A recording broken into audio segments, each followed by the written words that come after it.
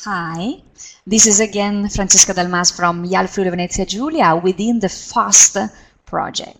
This is unit number 4 about receipts and payments. So, in this unit we will see how to manage payments and how to deal with company liquidity.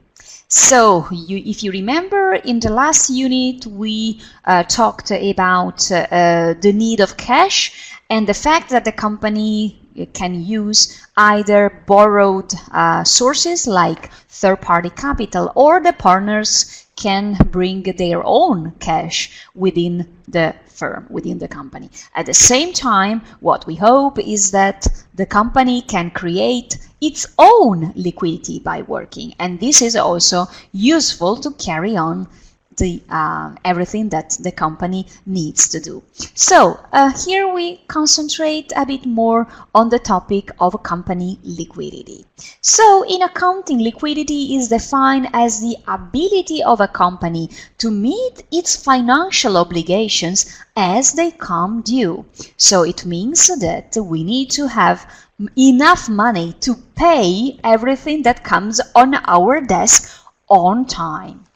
There are also some ratios that are calculated from an accountancy side, and the liquidity ratio is a computation that is used to measure a company's ability to pay its short-term debts. So it means that a company should be able to manage the liquidity in a good way by ensuring that there is always enough cash to pay its bills, its eventual loans. You remember the third-party capital from the latest lesson, taxes, salaries, and whatever comes due. So, in this sense, revenues that are income generated by the sale of goods and services provided by the company should then be transformed into cash. In fact, revenues depends on the success of the company on the market, depending on several factors. The market itself, the market demand, the quality of goods and services, the price that are used by the company, and so on and so forth. However, revenues themselves do not immediately mean cash. So revenues become cash only once the customer pays the bill or the invoice that is issued by the company. So it is essential from a liquidity point of view to ensure that all revenues later become effective cash. So it means that the company should try to work with good clients that are able to pay what is due to the company, so what is due to us. The same rule, of course, applies to payment. So, what the company purchases something, a purchase refers to what the company buys from its suppliers. And, of course, these purchases will generate a bill or an invoice that the supplier will send to the customer. In this case, our company, we are the customer. Cash exits the company only once we decide that the bill should be paid. Of course, it is important to pay the bills from the suppliers because this needs to be done, and it's important to create a good relationship with other companies. So, of course, all bills must be paid on time. But at the same time, both customers and suppliers usually demand for payment extension. This is a consolidated business practice all over the world.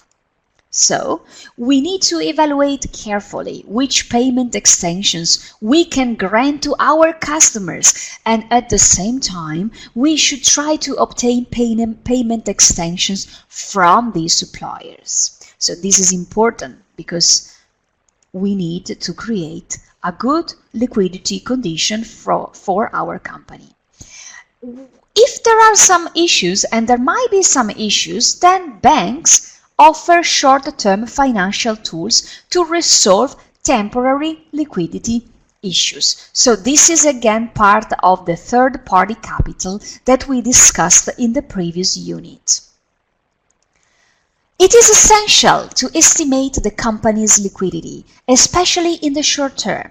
So the question is, what should I pay in the next 10 days? What should I pay within the next months? How much money and how much revenue will I have? And how can I transform these revenues into effective money, into cash?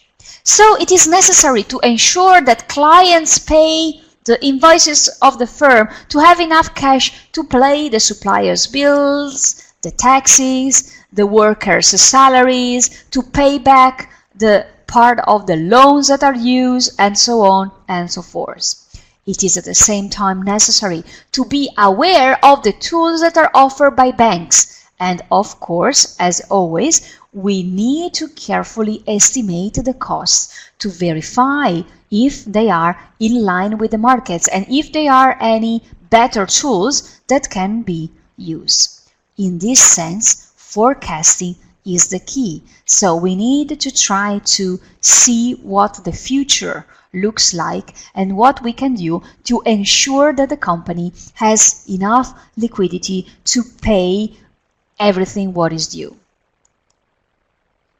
In this sense, what can be done is a cash flow analysis.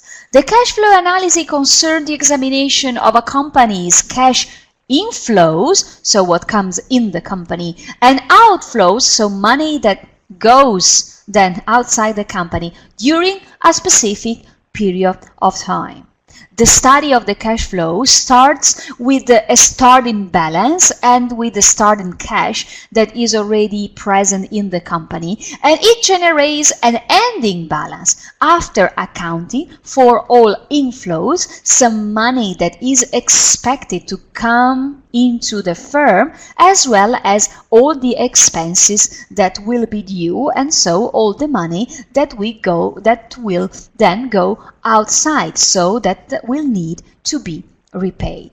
So this is very important. This is something which is not very easy at the very beginning, but it's very relevant for an entrepreneur to understand the difference between a revenue that is given by the clients, by the markets, and inflows, which is not automatic. So we need effort to ensure that all revenues really are transformed into inflows, in cash inflows. And at the same time, that does not mean that if the company purchases something, can be either a good or a product or a service, that it must be paid immediately. There can be extensions that can be granted.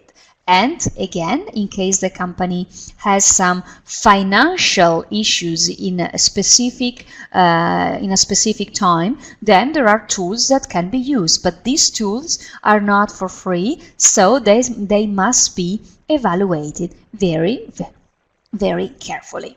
So this is the end of the 4th unit. It was a pleasure being with you today, and thanks for your attention.